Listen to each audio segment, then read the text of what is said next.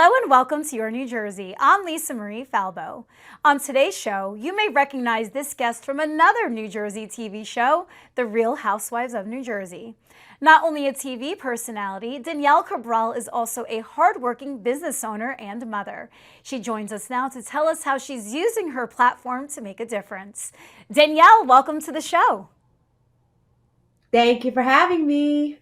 Well, I'm so happy we're doing this because we first met back in December at a Tommy DeVito autograph signing, and I immediately took to your vibe and energy. So it really is a pleasure to have you here. Same. And I took to yours as well. So I'm happy we're finally doing this. Yes, yes.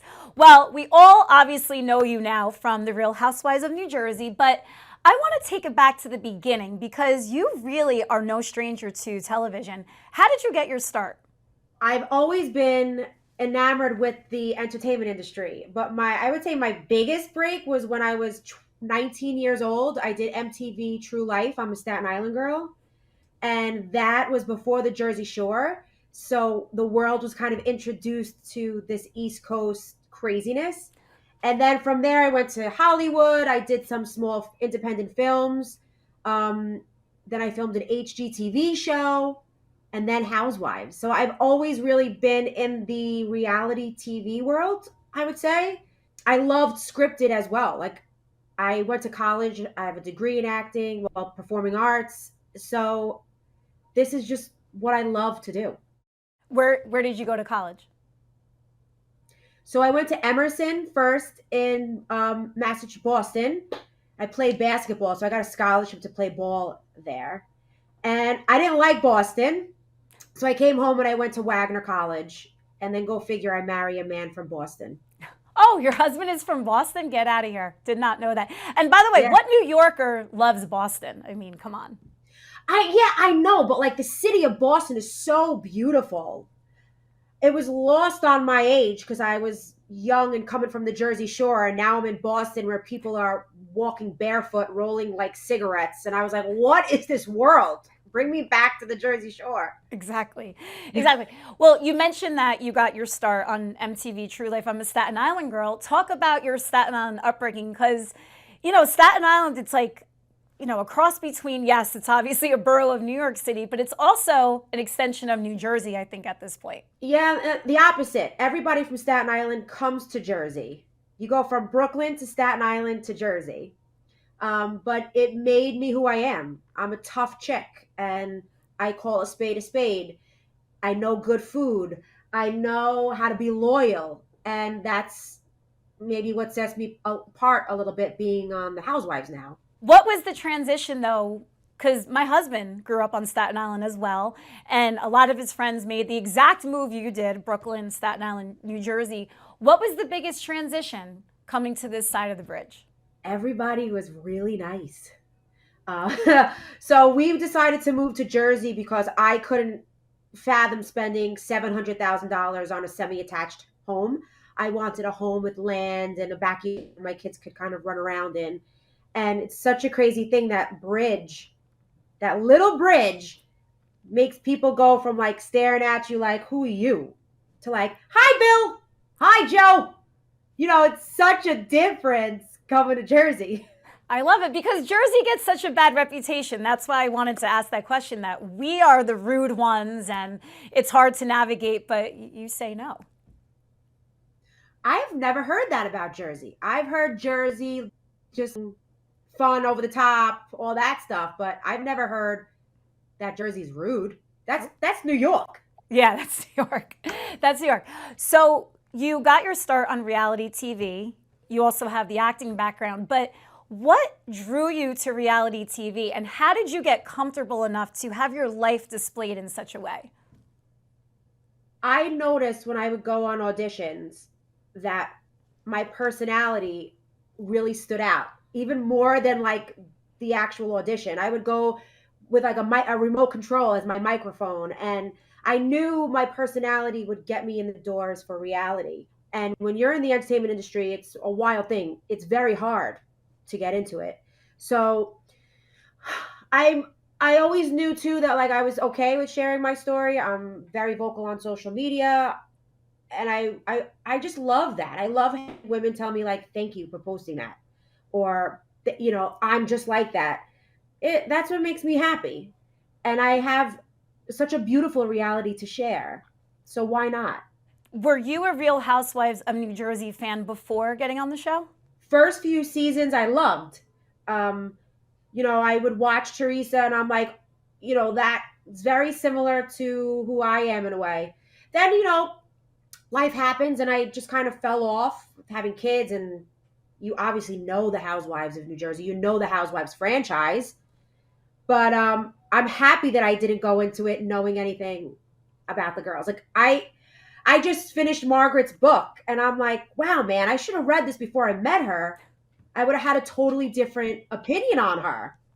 But in a way, it saved me because I was able to form friendships and realize who these women were based on how they treated me and not what their star was like, or how famous they were. Yeah, yeah, you came into it very authentically. How did you get on the show?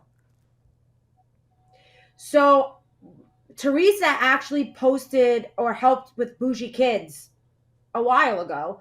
Um, and I knew Teresa. I worked with her team as far as like helping me promote my brand, and just being in the industry for so many years. I think the casting department, obviously they got word that they wanted a little more younger, youthful, relatable, and casting agent who I know for a while was like, "Hey, I have a show in mind for you," and she was like, "Housewives." I'm like, "Get the out of here!" Yeah, okay. And I said to my husband, why not? I mean, we do a million things and we never get anything anyway. Let's try. And then before you knew it, months later, I have Bravo execs in my house. I'm hosting a lunch for them. And I'm like, what the is happening? All right. Is this happening? And we filmed for about 2 months before I got confirmation that I was actually a full-time housewife. Did they put you through like some sort of Bravo boot camp? Like, what did they do to prepare you for this? Not really, actually. We obviously, Rachel and I did some type of like press lesson where we learned how to act in the press. But no, they just kind of threw us in, and the producers I think helped us a little bit more because we were the first newbies to come in a while and we were a little bit younger. But no, you're thrown in and it's sink or swim. Wow.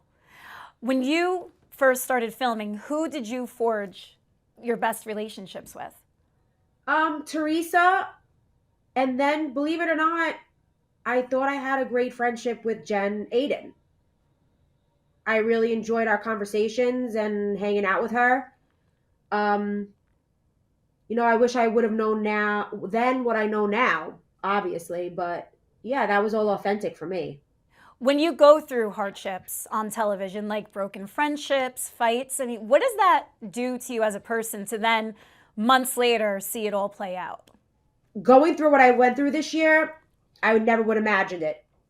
It was one of the most difficult things that I've ever gone through in my life. Still going through it. Still going through it. But now at least the truth can come out. Yeah. But it was very hard. You mentioned Teresa kind of took you under your wing in the beginning. I mean, she's the OG, and look at what she's gone through. What advice did she and maybe some of the other vets have for you? Teresa would always say to me, educate yourself on the show. I'm like, I don't want to. I don't want to. Because I would ask her questions.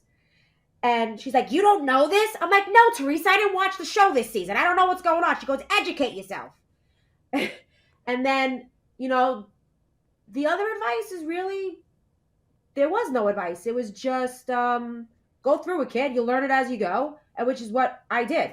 I learned it for myself. How about for your family, though? Your kids, your husband, how did they adjust to all of this newfound stardom? Valentina and Dominic are loving it. Thank God they're at an age where jealousy hasn't hit these children yet. And the kids are more like, oh my God, you're on TV. Or my mommy knows your mommy. That's so cool. Instead of like little girls trying to like destroy my daughter's shining star. They're not there yet. And they really don't know what the show is about. So it's okay. It's manageable with my kids now. And my husband is just he's the best guy ever. So he's like, baby, shine. I'm here to catch you when you fall and praise you when you're up. So it's working out well for my family. That's so amazing to hear. And those are the best husbands, right? That let the wives shine and are there every step of the way. I'm thankful to have Yep. that as well. Yes, in my life. Well, you mentioned your kids. How old are they? Valentina is 6 going on 16, and my son is 9. And they're so adorable. As I mentioned, I met you at the Tommy DeVito signing with your son. And, you know, it's just such a testament that you weren't there as Danielle from Housewives. You were there as a mom bringing her very excited son to meet his favorite New York Giant. And I just thought that was so cool. How do you, though, balance between being a normal mom versus a housewife? When you say Danielle from Housewives, I do not feel like Danielle from Housewives. I will go out in public and I'm like, I don't think anything of it. And then when people come up to me and they're like, I'm like, who are you looking at me? Like, I don't have that mentality where I feel like I'm, a superstar. I don't know. It's very normal. It's very down to earth. And I think that's what I hope that never changes with me, because I'm the chick from Sayreville. Like, I'm just the same chick I was before I got on this mega show. I hope I never lose that. Well, I know that a lot of the housewives use the show to springboard businesses, community initiatives, but you were doing that already. You had a business coming into the show, Boujie Kidz. What sparked that venture? Going on 6 years ago, I was working in sales in Manhattan and I hated my job, despised it. And I was like, what makes me happy? Dressing my kids. So I was never in the fashion world, had no clue about it. I didn't go to school for it. So I educated myself through YouTube videos on how to create a website, how to do social media content, all this stuff. I launched. It was very small. My husband built me something in my basement, which I still do. Like, I am still printing out my orders. I wrap it all myself.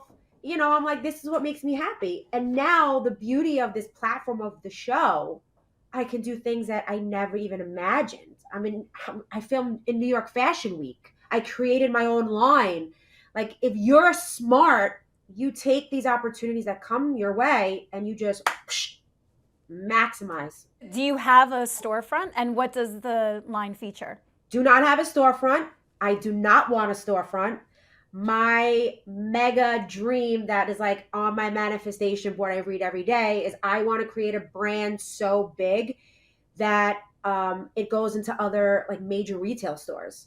So you walk into, I don't know, Marshalls. I'm a Marshalls girl. Me and my mom love Marshalls. And you see a whole Boujie Kidz line. Target, Boujie Kidz line by the Boujie Mama. Like, I feel like I'm creating a brand before actually creating the product. Doing it a little backwards.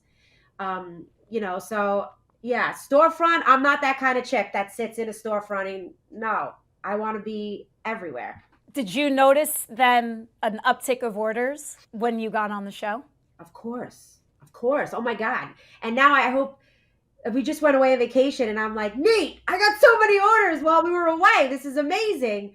Because I'm still a very small business. And some people think that when you're on a big television show, oh, you're a multi-millionaire. No, it is still very hard. I am still in it, and I want to be the voice for all those women that want to do it. And it's okay not to be a multi-millionaire. Like, you'll get there if you put in the work. Exactly. Well, you talk about your big manifestation board. What else is on that board? Oh, there's so many good things on that board. Specifically, I want to go to the VMAs so bad. I've always wanted to go to the VMAs. I want to do Dancing with the Stars. I want to hit a number with Boujie Kidz sales. I want to write a book. I want to start a charity foundation. I want to do so many great things.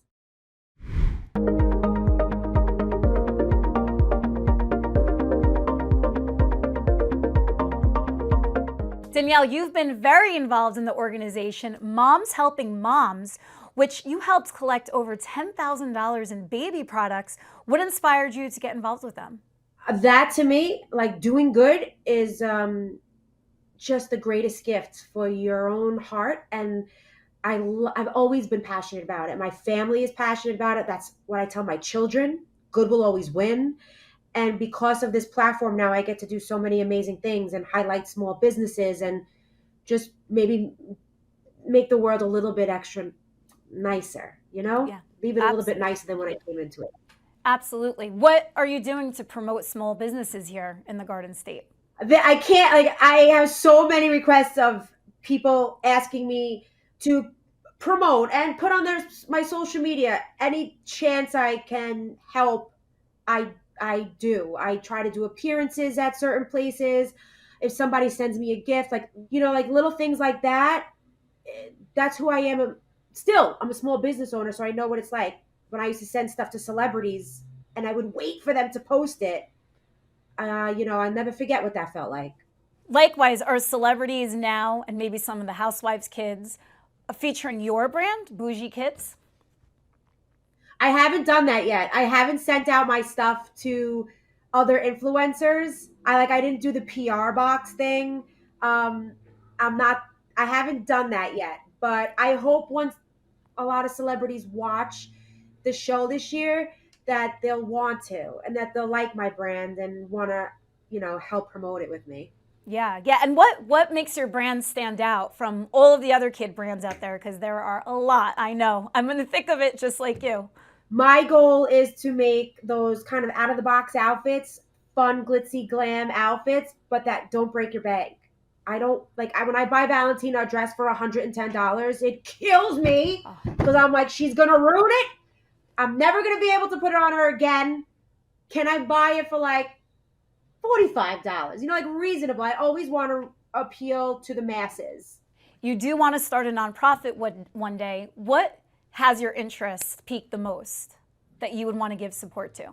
Multiple different organizations. That's why I would love to create something where we just don't donate to one thing, we donate to multiple different charities, and it could change every year. I'm a big advocate on helping children and families and dealing with health crisis. But there's so many beautiful organizations out there that deserve attention. A lot of the housewives that I've met along the way, being in media, give back. Dolores, I've worked with many times through St. Joseph's Children's Hospital. Melissa has spoken at my alma mater, Montclair State. Is it something that comes from your own hearts, or is this something that Bravo really tries to instill in you? Our own hearts. Bravo doesn't tell us to do any of this. It comes on us. And some people are more involved than others. And it's everybody's got their own thing going on, but like whenever I work with a charity, I just don't want to show up and take photos. I actually try to educate myself on the charity, learn about what they do, and highlight the goodness of it. But really, it means a lot. I mean, come on, just by showing up you can make a difference. How easy is that? That's super easy. Yeah. And like you mentioned, the helping children dealing with illness, I mean, that's something that tugs at my heart too, I think, more than anything, because I can't think of anything Yep. more scary and vulnerable. And as moms, you really understand that. Let's switch gears now to Bravo and Andy Cohen, right? The godfather of reality TV over there. What was it like coming in contact with him the first time? There are three people that I've always wanted to meet, and Andy was one of them. Not have anything to do with Housewives. I just respected his career and I wanted to like emulate him in a way. And when I did Watch What Happens Live, you stand in front of the step and repeat, and my husband was filming me, and he saw Andy coming down, and of course my husband knows everything in my life, and he filmed it, and he knew that moment was going to be special for me. When Andy rounds the corner, I go, and then my husband was like, oh my, because he knew it was such a moment. And I have the post up on Instagram, and I'm just like, hi, and he hugs me and kisses me, and he's like, welcome to the family. And it was so cool, man. I love Andy. He's so cool. I love him. Doing those reunion shows with him, going on Watch What Happens Live, what goes through your mind going on these epic sets? It's insane. When we filmed our, like the intro when you're up there with the gown and it says Danielle and then the family's in the background. Yeah. So we filmed that in a big green screen studio, and the show hasn't aired yet, so no one knew who I was, and I was filming it, and my kids were just nailing it. And I looked at the producers, and I'm like, is this for the Housewives of New Jersey? Like, it was such an out of body experience. Like, when you have imposter syndrome, it was like, what is going on? Even on BravoCon, even all these things, it is wild to me. But at the same time, it's like, duh. Like, I wouldn't have ever accepted anything less for my life than this. Yeah. So it's a beautiful thing. Do you interact with the other franchises? A little bit. I've met some New York girls. I talked to Brynn a little bit. She's cool people. I like her. Uba's cool. Chanel is very nice. You interact in other housewife things. I've had some bad interactions. I've had some good ones. Well, this was going to be my next question. I mean, you're encountering people from all walks of life every single day, getting opportunities thrown at you. How do you differentiate between the good and the bad, the authentic versus the fake? That's a brilliant question. I have learned so much this year. It's like a double-edged sword, right? What makes me who I am is the fact that I am so open and loving, and I want good people in my life, and I love you before I even get to know you. But things have been done to me this year where I have to pull that back a little bit and be a little closed and know who my inner circle is and who are the people that were there before I was a housewife. I hope I don't lose the sincerity, all of it, due to ugly people in the world. But you learn very quickly who wants to use you for a headline and who actually genuinely cares about you. Exactly. How do you preserve your mental health? Like, what is your outlet to just make sure that you stay level-headed through the good and the bad? That's a loaded question. Oh my God. Talk about mental health on the Housewives. I'm, you know what? You got good days, you got bad days. My husband is my rock. There are days when I wake up and it's like Cinderella. The birds are chirping, like great, business is, my kids are happy. And then sometimes I open up my phone and someone hates me and I'm the worst human, and you could spiral. There's no formula, except you got to accept the good with the bad. One day's good, the next could be bad. You just keep going. Keep moving forward and don't let it cripple you. And keep an even keel, right? I guess you can't get too excited any which way. Yeah, but that's a lie too. How can you not get too excited when somebody wants to come and kill you and crucify you for a lie? I mean, it's only I wish I have a girlfriend that's like, I don't care. Let them. And I'm like, I'm not there yet. I'm very emotional about things. And that's my authentic, true self. I want people to know sincerity and that I am who I am. No matter what you see on TV or real life, I'm just a everyday, regular, normal mom. And it's a tough question. I just want people to know that there's good there. That's all. Danielle, where can people find out more about you, Boujie Kidz, and all of your community involvement? So I have my website. It's daniellecabral.com. I actually have a whole page. If you have a charity or a foundation, you can contact me through that. Or if you go to book@daniellecabral.com, that's way better than like an Instagram DM, because I can't always get to the direct messages. So email is always best. And then obviously to follow everything, social media. That's at Danielle Cabral Official, or Boujie Kidz is at Boujie Kidz Inc. Awesome. Well, Danielle, this was so much fun. Thank you so much. I know you're in the middle of doing all sorts of press for the season, and I look forward to seeing you again and looking to see what's next for you. My pleasure. Beautiful interview. Thank you for your questions. They were wonderful. Oh, well, you were an easy interview. Thank you. Thank you for joining me on another episode of Your New Jersey. I'm Lisa Marie Falbo. We'll see you back here next week.